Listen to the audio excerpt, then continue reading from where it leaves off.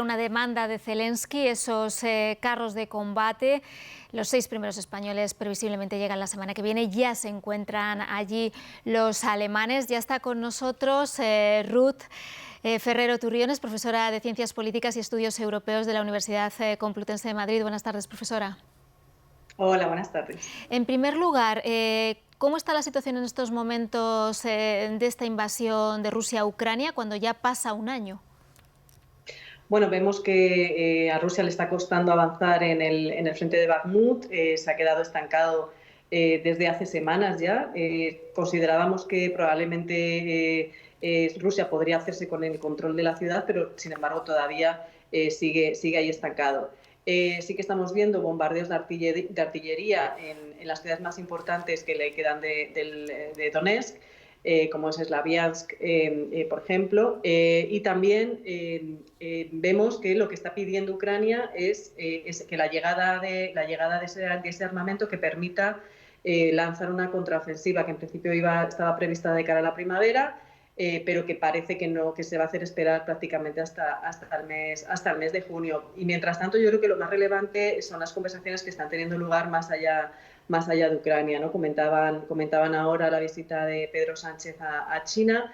El plan de paz presentado por China es, yo creo, un punto de comienzo para empezar a construir algún tipo de propuesta. También está el plan de paz propuesto por Zelensky. Bueno, yo creo que se empiezan a mover las vías diplomáticas muy lentamente, arrastrando mucho los pies. Todavía ninguna de las dos partes tiene la motivación para ceder y para querer sentarse a negociar un alto el fuego, pero ya empiezan, ¿no? Aparecen ya voces que plantean ya de manera un poco más seria esta cuestión. Sí. Ha introducido usted ahora el tema de China, le iba a preguntar más tarde, luego seguimos un poco hablando de lo que supone este cambio o qué puede suponer de la llegada de este nuevo armamento, pero decía usted el tema de que parece que todavía es pronto, pero que empieza a moverse la cuestión diplomática. ¿Realmente China puede ser mediador en esto? Zelensky ya ha rechazado una propuesta de 12 puntos. Sí, a ver, hay una reticencia clara por parte de tanto de Ucrania como de los países occidentales a la propuesta china, porque en realidad son 12 puntos que no articulan, digamos, un plan concreto de salida de la guerra sobre el terreno.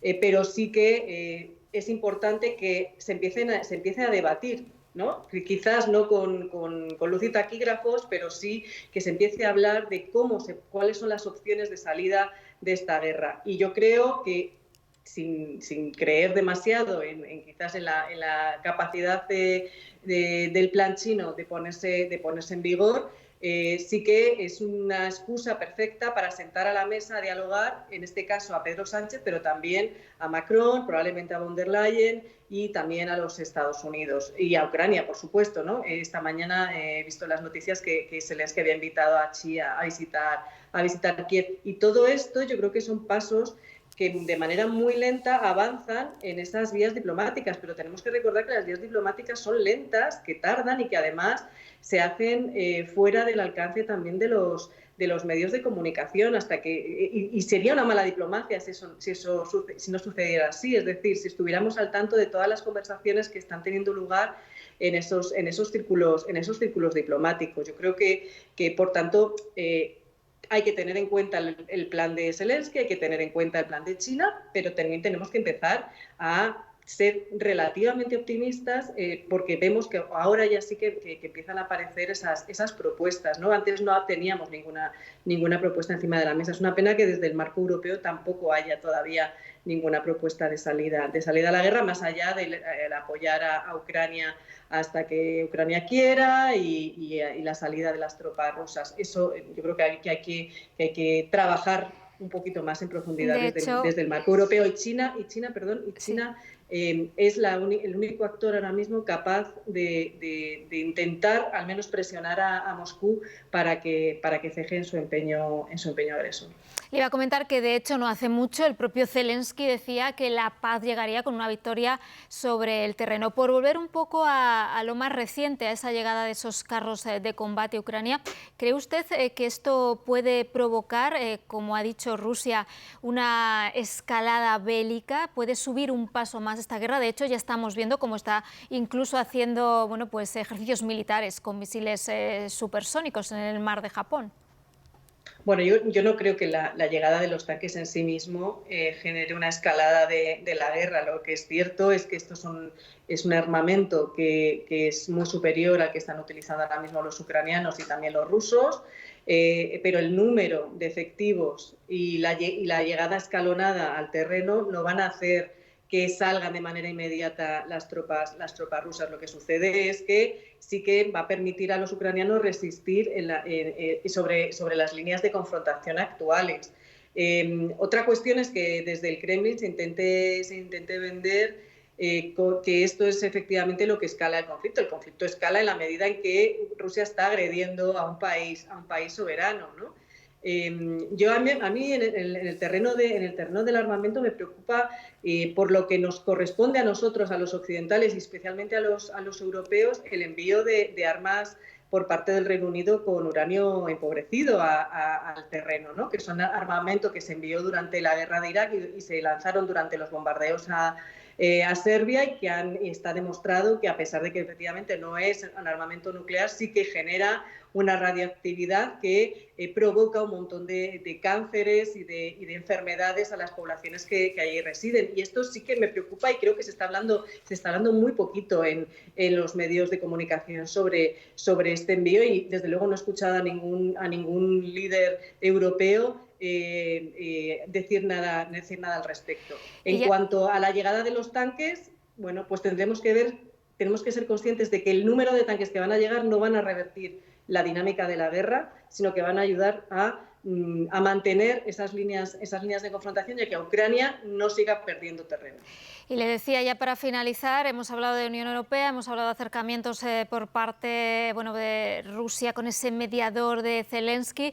El papel de la OTAN. Es verdad que el despliegue que está haciendo Rusia de ese supuesto material nuclear está cada vez acercando más esas armas a países OTAN. La OTAN hace tiempo que no la escuchamos.